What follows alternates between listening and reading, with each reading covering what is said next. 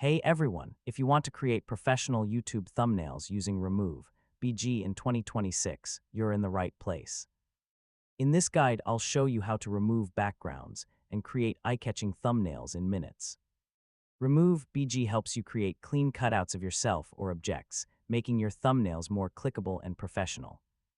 Start by selecting a high-quality image with a clear subject, preferably a face or main object. Go to the remove.bg website using your browser.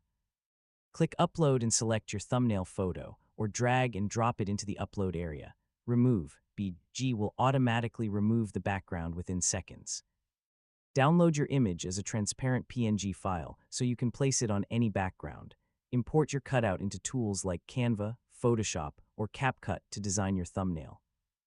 Combine your cutout with colorful backgrounds, bold text, and arrows to make your thumbnail more clickable.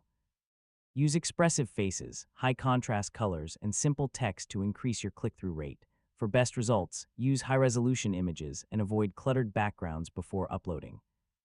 A common mistake is using dark or blurry images, which reduces cutout quality. And that's it.